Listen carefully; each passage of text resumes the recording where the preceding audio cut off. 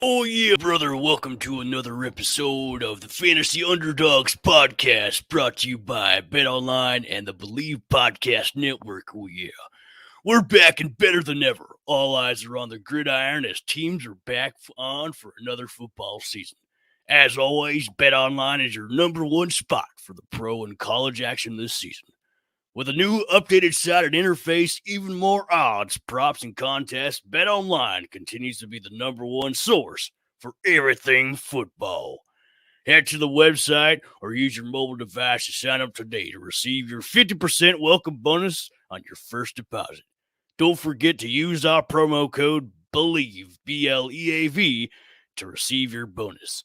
From football, basketball, boxing, right to your favorite Vegas casino games, don't wait to take advantage of the all-amazing offers available for the 2021 season. BetOnline is the fastest and easiest way to bet on all your favorite sports. BetOnline, where the game starts. And now, the Fantasy Underdogs podcast.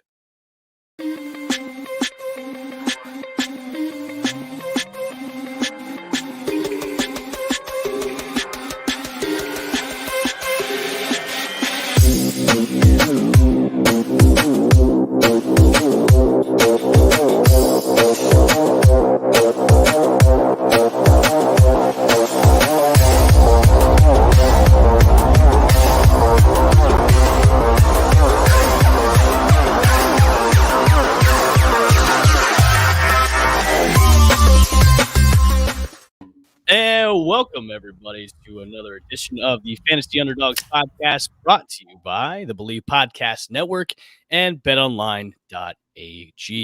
Happy Monday to everybody. Hope everybody had a great fantasy week 3 weekend. I know I did somewhat. Chip, I don't know about you. I didn't hear get any drunk phone calls or any kind of weird texts from you. Did you do okay in fantasy this week? I lost Christian McCaffrey, so that hurts. I went all the way back. I have a 2-point lead now. Okay. And we decided on the last show not to play Clyde Edwards-Helaire and play Robbie Anderson. And Clyde Edwards-Helaire did really good.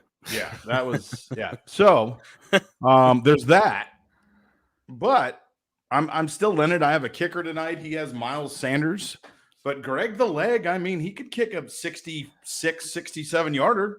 Like Tucker did. That is true. And I'm glad that you brought up Justin Tucker. That's one of the things we'll be going in today's episode. We've got week 3 highs and lows. Are the Bears really that bad with all of their QBs? Justin Tucker making history. Chargers upsetting the Chiefs. The Bengals upsetting the Steelers. And the Bucs. Well, the Bucs. Goo. That's what happens to the Bucs is goo. So, moving on. We'll start with the Bears. Sorry about that, Bears Chip. is where we start. Sorry about that, Chip. I had some technical difficulties. Yeah, you did. The Rams could be the best team in the league right now, and the Vikings beat the Seahawks. But let's go into the Bears. Bears. Yeah, the Bears. Long-awaited start for Justin Fields. Yes, hyped up a lot. Everybody on this show was clamoring for him to start sometime this season. He's finally done that, and well, it didn't really go the way I don't think anybody planned. Chip, He's a rookie. Yes, that is true. Rookies don't do anything really exciting or well. Really in the beginning. I mean, you got some 2-year guys now, Herbert. You got other guys who are doing a lot better, starting to get their game going. He had a great game this week, but he's a rookie, and this is his first NFL start. Of course, we all wanted to see him. I didn't have that much expectation he'd do well, but you saw him. Right.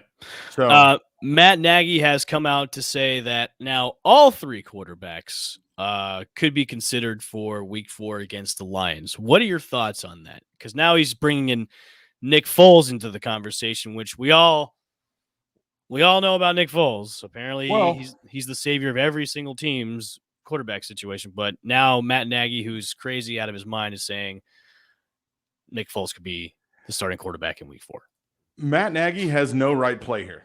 He is lost. He is done. He is like right now, he couldn't hit water if he fell out of a boat right now with a quarterback decision. So he's not in a good spot. I mean, if you're him, The best thing you can do after seeing Fields, which let's get one thing straight, guys, NFL, toughest league to play in, rookie quarterback. I don't know what everybody expected to have him just like sashay out on the field and be like Joe Montana and, take us to the World Series of Super Bowls in one game. That's not going to happen. Yeah, but I think everybody thought he was going to come in and like save the day. I think there was a majority of everybody that was on social media, especially the fans in Chicago, that he's going to come in, save the day, and make everything right, and make Matt Nagy look like a schmuck for not starting him sooner. But I agree with you. He is a rookie. Yeah. He still has a lot of room to grow. Don't take this as, oh no, the Bears are in trouble for the foreseeable future. This is start one. He's got a long way to go and develop. Now it's to be seen if Matt Nagy and the front office is gonna say, okay, well maybe we should stay with Fields going forward and just let him develop, or we'll have to start Andy Dalton again, or maybe now Nick Foles until Fields is ultimately ready to go. So we will see. Well, I think also, and the one thing that we've always discussed, and Jordy, obviously, I know she's not here tonight, and I know Kaylee will probably agree, is that we all knew going into the season that the Bears didn't have an offensive line. Now, a mobile quarterback can buy you time and can maybe give you an extra, second or two to have a play create. But like we said, this is a rookie quarterback. He's going to get his legs underneath him. I think he'll get better every game, but not having an offensive line, that's kind of a big deal. It's important. So you need one of those when you have a rookie. Kaylee, we were just talking about Justin Fields and his rough outing. What did you think about it, and did you expect anything different out of what happened? I really didn't. This is exactly why I said I did not want him to go in, especially not this early in the season. And me and Jordan talked about this. Like, this was possibly one of the worst weeks he really could have gone in. Just the defense he was playing, and we called week 4 maybe if things were going okay. But I just, this is such a poor decision, especially knowing the state in which our offensive line is in, just knowing the inability of a quarterback to really sit under center and throw the ball or be able to make plays. It just, not for a rookie. It's not the decision-making process. He's a smart quarterback. He's the guy who's going to have success in the league. But right now, he doesn't have that reaction time that you get from just taking snaps and being in NFL speed games. And he's new, right? So this is such a vulnerable position to put him in. And so I mean, look, like, he's already kind of brushed a potential injury. And if I'm Nagy, like, I don't want to play with that. I at this point, like, I just want longevity, right? Like, I know his job's on the line. A lot of people have something to say about it, but I don't know. Do you want a few games in his rookie year? Do you want him for the next 5 to 10 years? Like, and you have to make that decision. So I don't know. Exactly. Yeah, I think after the game, Fields came out, said he was fine after I think it was a hand injury, and then Coach Nagy said he might miss a week or so, and then Fields goes, no, I'm not injured, I'll be fine. So those two need to really get on the page. What are your thoughts about Nick Foles possibly starting for the Bears next week, Kaylee? Look, I've been there. I've been through it. It's no worse than where they're at right now. Like, that's the thing is, after this past week, it's kind of like it can't really get any worse. And that's not saying anything about Justin Fields. It's just their entire they just have a lot to figure out. And on defense, they looked fine, to be fair. Yeah. I mean, they did whatever they could do on defense. But I mean, I don't know. If you just don't want your better quarterbacks to get hurt, then throw Nick Foles out there. Like, that's what he's there for, right? Like, he's there for this exact moment. And Jordan said greatest backup of all time. We have very different opinions and experiences with Nick Foles.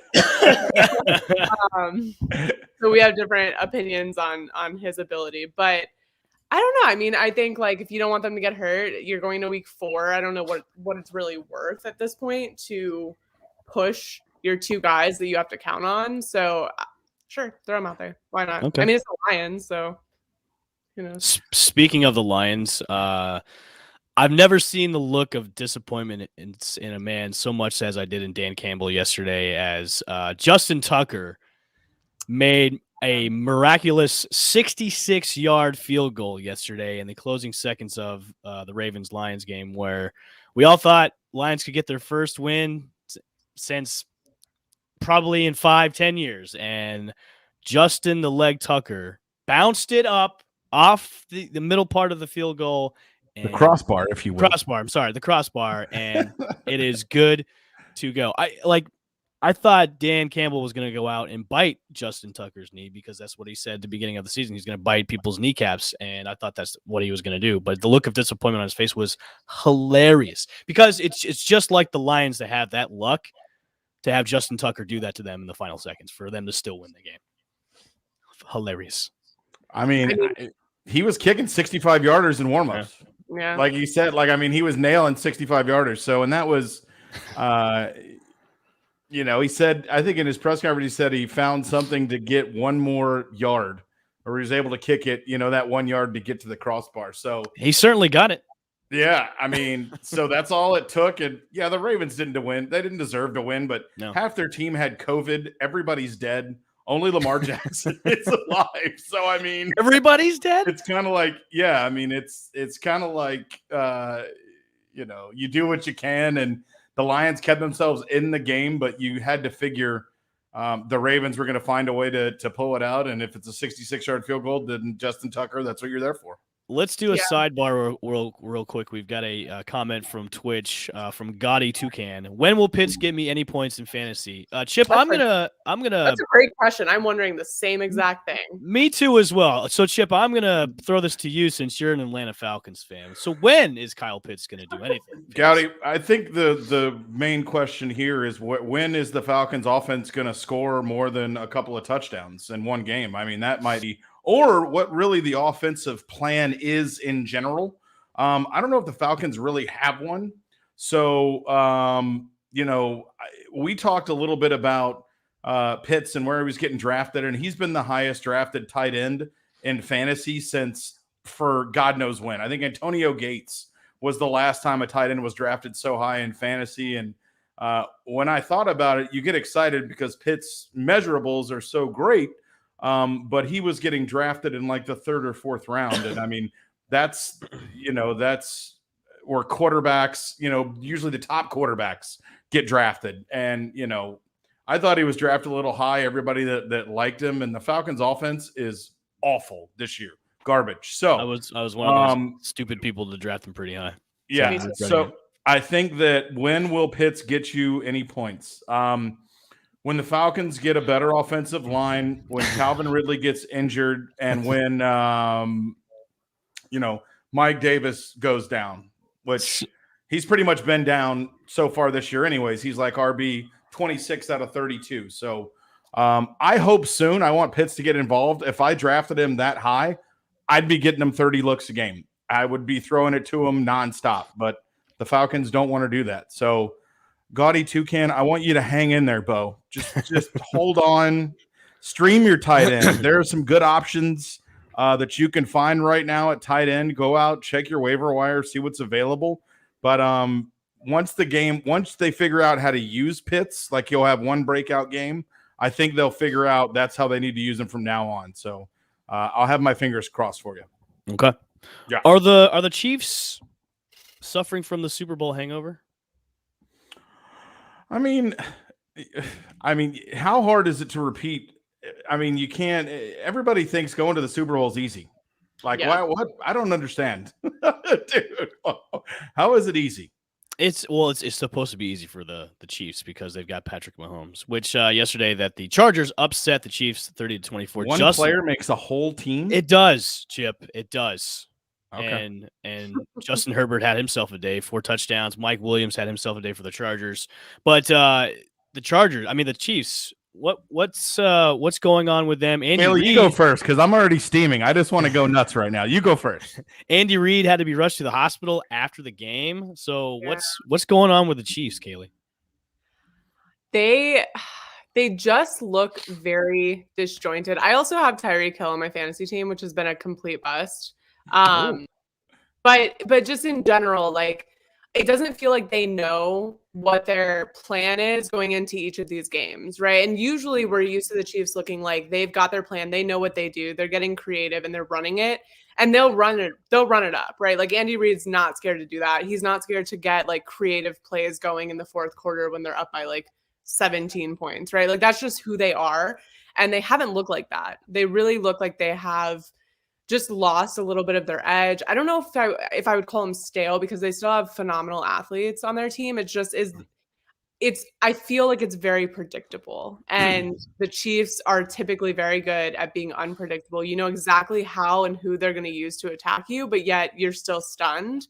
And now it's kind of like, nah, the blueprint's there. They're not doing enough to switch it up. That creativity, I feel like, has just not transferred over. Even last year, I felt like they did a really good job of having these really fun trick plays, throwing some guys in there where you wouldn't expect them. And this year, just I haven't seen any of that. So it's a little concerning, I guess, if you're the Chiefs, but I don't know. I mean, the Chargers also looked really, really good and they were able to capitalize on mistakes. So I don't want to take anything away from the Chargers because I think both teams had mistakes. The Chargers just did a better job of capitalizing on them and making them count for points. So I want to throw credit where credit is due on that side, but the Chiefs just look very, very disjointed and confused. Yeah. Chip, I know you said you're steaming, so steam away. Continuity is the biggest thing in the NFL. Let us not forget, the Chiefs have 4 new starting offensive linemen. 4 people who have never been with the Chiefs, with, some of them not even playing professional football, and everybody thinks everybody can just change pieces and do. That's not how the NFL works. It's rare that the NFL works that way. But yeah, you got all new offensive linemen. Clyde Edwards-Helaire had a good game. They figured out how to get him involved. He's been a merc. Kind of the other 2 games hadn't done a lot. The one thing I will say, the Chiefs have signed Josh Gordon. He's been reinstated. He is on the practice squad for the Kansas City. So what? He's going to get busted for something and these weeks. This guy does not 6 times now he's been suspended, and he still plays in the NFL. 6. He's not going to last the full season. He's going to get busted for something. I can't wait. I've already gone to the waiver wire, and I'm so excited. Wow, so excited. Really? Oh, really? God, yeah. Oh, God, yeah. I can't wait, dude. You're going to take a chance on Josh Gordon. You just wasted a waiver pickup for this week, man. Well, I'll listen to that advice again, like play Robbie Anderson and not play Clyde Edwards-Helaire. I never told you to play that, Robbie Anderson. Okay. Okay. I never, because I didn't play CEH, and I got burned too. So I didn't follow whoever. I think it was Jordan's advice that told us not to play CEH. I'm going to blame that on her. I laugh about that with Josh Gordon because yes, it is. It's comical to me that he's reinstated now and actually on the Kansas City practice squad. It's comical that he's still in the NFL.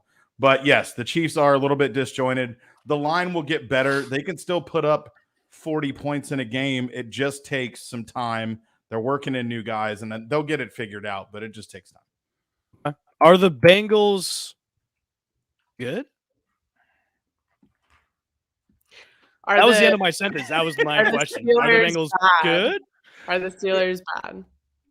There you go. Because I think you could ask both of those. I think you could ask both of those questions and be equally as inquisitive. Because I don't really know either way. I don't know either way. Like the Steelers did not get 1 sack, and we know that against the Bengals, kind of one thing you're guaranteed is typically a sack, right? So, and this is all, I think it was like a 75 game streak of them getting at least 1 sack. Like that is their bread and butter, defense up front. And they just weren't able to get it done, which to be fair, like they've been dealing with injuries and things like that. But it is just, I don't know. Like if you can't get a sack against the Bengals, are you good? Like, are you good? Because what are you doing? What are you doing? I could do it probably. I would love to see that happen. Actually, suit up in the pads and have Kaylee go after Joe Burrow. Yeah, I'd feel kind of funny. Yeah, that would be funny as hell. Chip, what do you think? I mean, are the Bengals turning it around? Are they start? I mean, it's still a young team. The offensive line there is, historically bad. But against the Steelers, who usually pummel the Bengals, like the Bengals, they look semi good. You got teams that their identities, and I think that's kind of been the theme maybe with a couple of these teams we've seen, is that they're still figuring out, and like we're 3 weeks in here. This is not where you decipher teams, their identities, and who they're figuring out. And the Bengals went out and got Jamar Chase and paired him, obviously, with his old quarterback, and they think Burrow and him are going to be good. So far, he's got 4 touchdowns. No other wide receiver has done that, I think, since Randy Moss in the first 3 games, I think they said. So, I think the Bengals are better and the Steelers are worse, because the Steelers had Najee Harris with like 102 receiving yards. The Steelers have no wide receivers now. He had a great day in fantasy. Yeah, which over 100 yards receiving. Yeah, which is, well, when you look at the sign of a bad offense, if your running back has 100 yards receiving, you're in real trouble as a team. Hey, that's bad for them, good for me. Well, and now, fantasy in real life. Now, if we're going to real life, we're evaluating a team. The Steelers are in really bad shape right now. I mean, they don't have any of their starting wide receivers. They really don't have an offensive line. Their quarterback can't throw it down the field. And their running back just led the team in receiving yards. So really uphill battle for the Steelers. Obviously, you hope Juju gets better. Deontay Johnson had a knee injury. Claypool was injured. I think he came back in at one point. The only, good spot on offense, I think, was Freiermuth from Penn State. He had a touchdown again. 2 games in a row now. Rookie tight end. So, yeah. So, I mean, hey, look for short targets. And if you have Najee Harris, just soak this up, because I'm going to. Yeah. I am going to, because fantasy, I don't think there's going to be another running back that's utilized like him in the run and the pass. And if he gets injured, just mail it in. Yep. It's over for the Steelers. Bye. Shut down. Do the Bengals have a real shot at this division? 3 games in, sure. Yeah, I mean, everyone's got a shot. The Chiefs are sitting in last place, so everyone's got a shot, right? Like, I just think it's one of those. I don't know. I also think, like, when you have these young guys that are so really talented, like, all the pieces may not be there, but they're going to pull out some really impressive games. It happens all the time with just young teams with raw talent, especially you have that connection with Jamar Chase. It's like, it's just prime to have some big games that are kind of upsets when you get down. Then you're looking back on the season. Now, I don't know that it translates to any success within the division or the playoffs or whatever, but it's going to be fun football every once in a while, just because these guys are mega talented and they're a fun young team and they have the right mindset and they've got the locker room and they've got everything kind of going for them mentally, but they lack in some areas. So you can't translate no offensive line and like you're okay on defense. Like those things don't translate to winning a division and going to the playoffs. No. And Watt was out as well. So that was another big, when you're leading pass rushers not playing, that's another big issue. Okay. Wasn't that the second week he was out? Might have been. Might have been. He went out.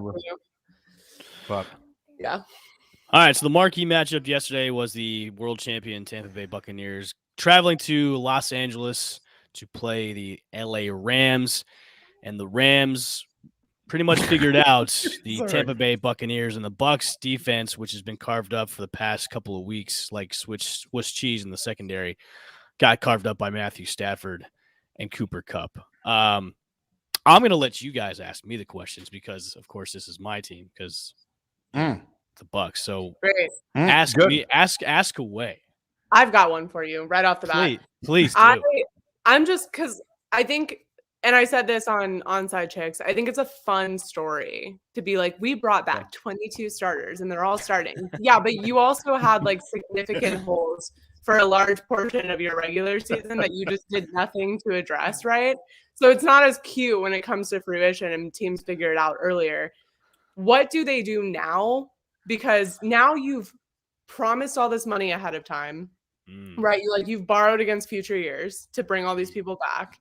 You have essentially brought Tom Brady back to repeat. You've done all this stuff. You've spent all this money. You've kind of screwed your franchise in the future to get it done now. So what are they going to do on their defense and secondary to address this going forward? Like, I know we're only 3 weeks in, but we saw this start to develop last season. And now I think we're going to see it really start to develop earlier this year. So what can they do?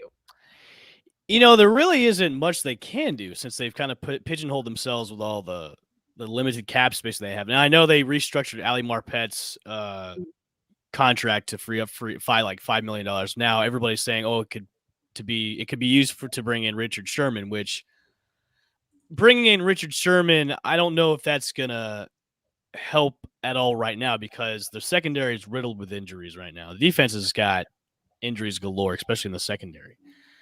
And now if I'm a team which has got a competent QB and a competent offensive coordinator, I'm going to look at this tape and go, okay, this is how we figure out beating the Bucs. Because it is. I mean, they could have lost the first 2 games because of the amount of points that were scored on them. So, but it's like you said, we're only in week 4, so there's plenty of time to recover from this. And they've got, I think next week they've got, they got in week 4. That's blowing my mind right now. Well, I'll tell you, there's not another team. I don't think personally, there's not another team like the Rams who have a lot of different options. But and now the Rams actually have a QB that can throw. Yeah, that can throw bombs and throw to the receivers and actually be a competent QB. They've got the Patriots next week. That's the big marquee.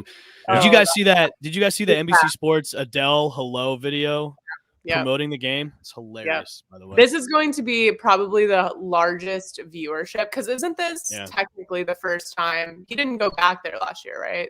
No, this is the first time he's going back to Foxborough to play his former team and build. Right. So this is going to be, first of all, they're going to sell a bajillion tickets for $1 bajillion. And I mean, a bajillion people are going to watch this game. It's going to be wild, but I don't imagine it being like that great of a game personally. So I don't know.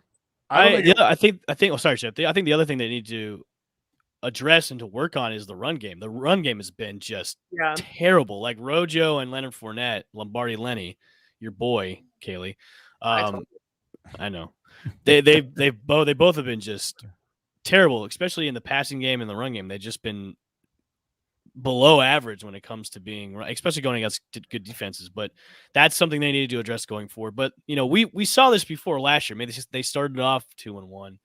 And look where it got to them. So, the Bucs have a bajillion coaches on that team where they know, okay, this is what we need to do going forward. And Todd Bowles is going to be like, okay, these are the adjustments that we have to make with all the injuries that we have. This is what we need to do. And you never know. They might sign Richard Sherman this week and bring him in, and he might be able to help us out. But this is like, how's Richard Sherman now? He's like 33, 34. So That's like so dog years. So he's actually like 62 or 63 in people years. Yeah. So, he's an old man and he's going to be going up against faster receivers. So I don't know how much of help he's going to be. So yeah, I said the Bucs will be 15-2. I mean, this is one of the losses I thought they were going to lose by, and it was. So yeah. You've lost Carlton Davis, and you lost Dean, and you lost another starting safety. So I don't know what you do or how you do it. But it'll be an area now that all the teams focus on. I mean, everybody is going to stretch the field and try to go, try to look at deep and throw double moves a lot of the corners because now, and no team really has that type of depth. You can't lose 2 starting corners and think that everything is going to be okay. So, yeah, this is definitely the playbook for other teams to look at going forward when playing the Bucs. But who else is the Rams, right? Because I think when you look at the Rams and where they're at, because I think I was unsure about Matthew Stafford, but not in an unfair way. Because I mean, he's my fantasy quarterback, so it's not like I totally wrote him off. It was just I wanted. Oh, yeah, you had a good day yesterday. Great, yeah, I mean, I had 2 people who did practically nothing, but yeah, thanks. You're welcome. Yeah, so I mean, I didn't know how he was going to perform. I'm pleasantly surprised, and I think this offense really works for him. I also think there's they just have depth that's not as flashy as some other teams' depth, but it works for what their system is, right? And you see guys out there really hustling and really playing all as one cohesive unit. And I think it gets them exactly where they want to go. Their defense is obviously on point. There's not a lot of other teams in this league that look like the Rams and are as ready as the Rams are because they were one piece away. They've been one piece away, and now they have it, right? So it's I don't know that the Bucs will struggle against most of because they have an easy schedule. I mean, they do. Yep. So up until from now on, I mean, most of their games are kind of a breeze, and I don't think that they're going to lose a lot of games, but I don't think we're going to see any of the dominating wins. I guess we really didn't even see them last year in regular season, but I mean, I don't think we're going to see them dominate anyone. I think they're going to be hard fought wins for the most part until they get their defense together. But the Rams, I just think are next level. And after seeing them through 3 weeks, I really don't know who's going to come in and challenge them, I guess, because I think they're just getting consistently better week after week. So, I mean, credit to the Rams, I guess.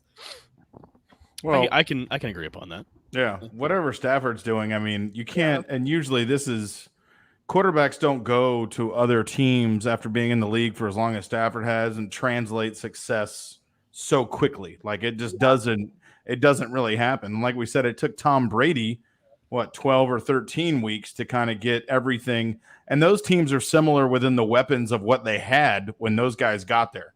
Brady had 3 good wide receivers, and, Stafford has 3 good wide receivers. So, what Stafford's doing right now is pretty much unheard of. So, we'll see what the story is. Kind of reminds me of a little Kurt Warner-esque, just showing up out of nowhere. Although Matt Stafford never worked. Well, he probably worked in a grocery store, maybe. But they're coming out with a Kurt Warner movie. Yes, I saw that. I saw the trailer for it. It's the guy that played Shazam. Shazam. He's playing Kurt Warner. It's one of those. Look, it could have been a made-for-TV movie. That's how cheap it kind of looks. But I mean, I don't know. We haven't had a good, wholesome football movie in a while. Yeah, I think it's been a while. I just don't see the draw to see a Kurt Warner movie though. It just doesn't appeal to me. Hey, I'll wait for it. I'll wait till it goes on Netflix or something like that, or Amazon. I can just see the board meeting or the pitch meeting. Okay, I've got a great idea for a feel-good movie for the fall. Kurt Warner. A Kurt Warner autobiography movie.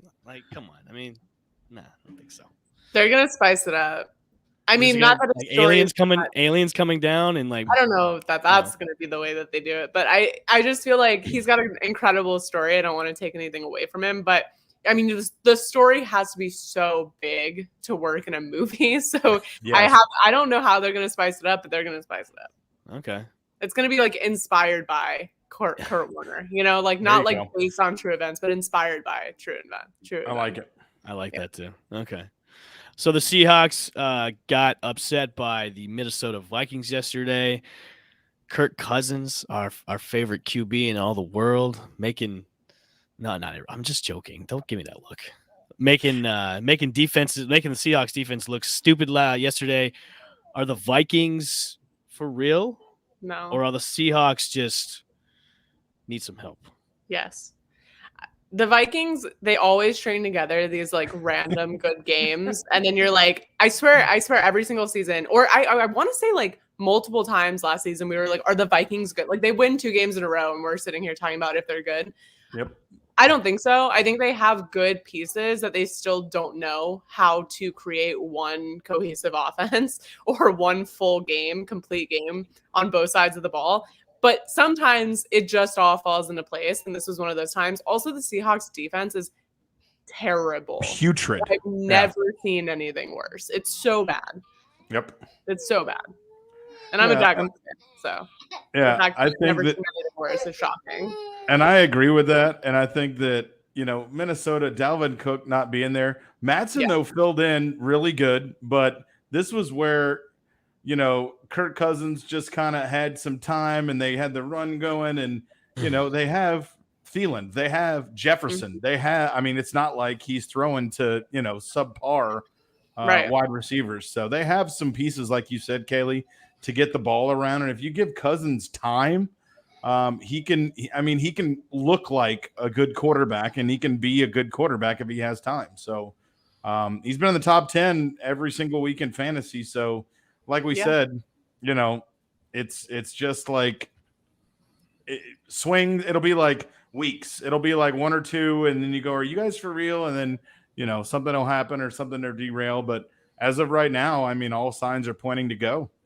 They're just bad. The Seahawks, the problem is like they would string together a good drive, right? But it would look like they were working for it. So they would drive the length of the field. They would get those third down conversions. They would do what good football teams do. But then the Vikings would get the ball, and it just felt like they were – I mean, there was an entire scoring drive where the Vikings didn't have to convert a third down, right? Like, it was just that easy, and I don't know when they're going to get it that easy. And the Seahawks defense is so bad. I don't really know. Like, there's nothing – I don't know where they go from here because, like, next week they play the 49ers, which that's not going to end well. Okay. Let's move on to some fantasy talk. What did you guys learn some highs and lows yesterday about your perspective fantasy teams yesterday? I mean, Kaylee, how well did you do yesterday? Not well. I was projected to – well, to be fair, I was playing Jordan, and she had Josh Allen, and I'm pretty sure she also has Mike Williams. So, like, perfect. It worked out.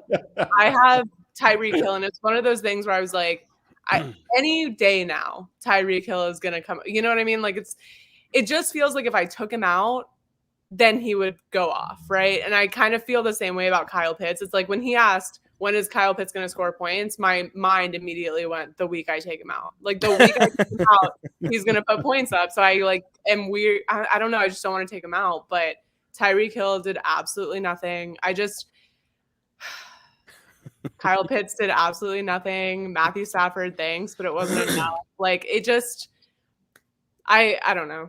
In my work league, I'm going to be 0-3 this week. And that's the only league I'm doing shitty in. And I'm to the point where I'm like, hey, whatever trades you want to do with my team's open for sale. But, like, I'm at a very bad position because none of the guys on my team are doing quite well. The only guy I could really trade get something back is my quarterback, which is Patrick Mahomes. That's it. Like, everybody else, the value, they aren't scoring each week. And, like, if I'm in a mess with that league, and I'm, like, to the point where I don't want to give up, but I'm going to be 0-3. And, like, yeah, it's hard to come back from 0-3. I know we discussed this on the last show. Like, is it over if you're 0-2? But maybe you could maybe come out of that shell if you win this week. But 0-3, 0-4 is tough to get out of. Are there any fantasy players you or I, we've been maybe wrong about and maybe right about so far in this season of fantasy football? Chip. Right about. I've been wrong about A.J. Brown. He's been really awful so far. I have him, which has been good. You know, he was a second-round pick. Tannehill, sticking with him, I think he has more games coming up that are going to be good. I think he plays the Jets and then Jacksonville, or maybe Jacksonville then the Jets. So I could see him having decent days on those.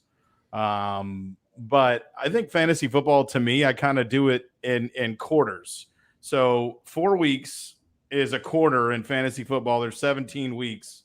Your playoffs are usually in the last quarter. So I look at it in sections. So if in 4 games you're 0-4, you probably need to change something. You're not doing it right. So change something. If you're looking at your team and you like who you have, and you're 1-2, or you're 2-1, or you're 1-1, or 2-1, or, you know, if you've won one game, then look at your matchups and see if they get better or worse. But I'm kind of, and I told Al Bushman and I talked about this, I look at it in sections. If I need to make 1 or 2 changes, I try to do it. 4 games is usually a good sample size to see players. And when you start I dropped Jacoby Myers last week, and I had him because I knew he was going to, I thought, be good in a Patriots offense that's kind of developing. Like, Mac is obviously a quarterback. He's a rookie, and he's going to get better and better. But, you know, he's kind of the guy that they would look at. And, you know, I got rid of him, and that's what happens in fantasy. Tyler Conklin, same thing. I knew he was the number 1 tight end. I chunked him last week. Look, he had 20 points in fantasy. So, you know, force yourself to wait if you really like a guy or you really think he's going to do well. Give yourself a couple of games and just make sure that's what you want to do. So panic yet. We're week 3. What if you hate your entire team and you just want to say blow it all up? Which I want to, but nobody wants to trade with me. Why did you draft that team then? Who do you have? have? The whole team? It's my work league. It's a low buy-in league, so I shouldn't care too much about it. But if I do really bad in it, I'll look kind of stupid because I set everything up, and they're like, "Oh, you have a fantasy football podcast." I'm like, "Yeah, I'm doing really bad in this league right now." Did you get rid of Emmanuel Sanders too? No, I didn't draft him in that league. Oh, okay. So I have Mahomes, Dalvin Cook, Justin Jefferson, CeeDee Lamb, Logan Thomas, Melvin Gordon. My bench isn't too much to talk about. It's Fournette, Gaskin, Corey Davis, Darnell Mooney, Philip Lindsay, and a couple of the San Francisco running backs right now. Yeah. So yeah, me too. My bench looks very similar to yours. I will say James Robinson paid off this week. Yes, finally. he I was did. happy about that. Because I was about to be like, I can't. It would have been the first year where I had like no Jaguars on my team, and I would have felt kind of bad. But I was like, you're about to get booted. And then DJ Moore, I think, was a person I was right about. Yeah, for sure, because I just really like his role in that offense. And I think this week it paid off. It could have paid off more at the rate that he was going in the first half. But I like where they're going. I like where they're headed, and I like his role in it. I think he's kind of just that piece, especially now that McCaffrey is going to be out for who knows how long, a few weeks. Yeah. Well, yeah, I think the DJ Moore thing is unbelievable. Robbie Anderson, they were talking about this earlier on Fantasy News on NFL Channel. He had 130 targets, I think, last year. And in 3 games, I think he has 11, which you're hitting the panic button. That's 10%, and you're already through 3 games. So, I mean, that's bad. That's bad juju. And I have him. So, I mean, that's another thing you have to be aware of. If you see that your player that you have isn't getting opportunities or not getting targets, and it looks like that one-sided, like DJ Moore had, God, I don't know how many targets he had that game. He had a plethora. Yeah. I mean, that's all the ball. That's the only way it was going to him. So when you see that sort of slant and like opportunities, it's probably better to move forward. Maybe wait a game, just see if it was game script, but probably better to move forward and get rid of that player. Do you each have any waiver wire pickups to look out for this week for week 4?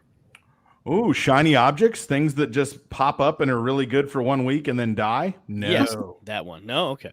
No. I'm not a big I don't know. No. Waiver wire is really not. If you change your team every week, you will lose. Hands down. Yeah. Like, you have to have faith in what you know and what you drafted. And like we talked about it on last show, Kaylee, Rondell Moore and the other wide receiver from Minnesota who bottomed out. KJ Osborne, who I mean just tanked.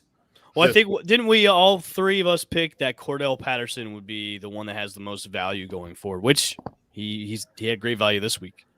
He had good value this week, and he's pretty much at the focal point of whatever offense the Falcons are doing. He can be a kick returner, he's a wide receiver, and he's a running back, which is rare. You have a fantasy player that'll play 3 separate positions. So, but yeah. You could pick up Deshaun Jackson. I don't feel like anyone – I don't know. Did people take Deshaun Jackson? But again, I don't know how often he'll be worked into that offense, but – I don't know. Maybe a fun guy to have on your bench. I tweeted out about that. Like, I put out a meme where there's a bunch of people running to the waivers to pick up Deshaun Jackson, where this would be like a 1-week anomaly where he has a great game against a former team of his. And after that, you'll never hear from him again. And that's it. So if you want to pick up Djax, go ahead. And I agree with you, Kayla. He might be a good stash on your bench, but you're not going to see another game like this the rest of the season from DJ. If you want shiny objects, I can go get Kendrick Bourne from New England. He was projected at 4.5 points, half-point PPR. He had 18.6.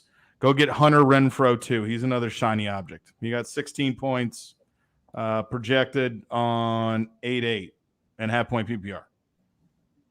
So there are two shiny objects. I would also pick up the Carolina Panthers tight end because now he's going to get more touches because they made that trade today to Jacksonville. Yep. I forget his name. Dan Arnold is his name. Yes, Dan Arnold. I would Dan the man. Dan the man. Look at Dan the man for a waiver wire pickup for tight end. So, all right, let's close it out. The game we're all looking forward to watch tonight, the Monday Night Football game. The Philadelphia Eagles and the Dallas Cowboys play tonight. Yay. Yay. That's all we have to say about that game. Only Yay. if only Jordy was here. Primetime NFC. Only Jordy was here. Yes, I know. I don't think she'd be the only one that's looking forward to this game because God, I'm actually like not even gonna watch it. I'm gonna watch something else. I'm not even gonna watch it. I will say this: hate both games. Chip. The Monday night, the Thursday night, like usually these one card games, and you got one game on the schedule, they've all been good. Like Thursday night's games, except last week Christian McCaffrey died, so that was not good. But every other game before that was pretty decent. The only reason why I'm watching this game is I want to see if Tony Pollard outpaces Zeke Elliott in touches. I want to see if the Cowboys are going to completely move away from the 6-year, $90 million contract. I think that's what it was. They gave Ezekiel Elliott to a guy who was making under $1 million and give him the ball more. That's what I want to see tonight. I could care less about these two teams. I hope they end in a tie. Oh, that'd be awful. That'd be funny as hell. I don't care. Who do you think wins? I think I picked Dallas in this game, unfortunately. Kaylee? I picked Dallas. Yeah. I picked Dallas as well. Poor Jordy. She's out there. She's lone wolfing it. She's lone wolfing it. Yeah, I think she's got to be lone wolfing it. She is. Well, how did everybody do? I didn't even look at the pick'ems. Yeah. Right now, 11. Right now, Jordan is ahead with 11 points for this week, so she's still in first place. Dude, I bombed this week, I think. I bombed too, I think. Because Chip and I are tied with 9 points. Kaylee, you have 8 points.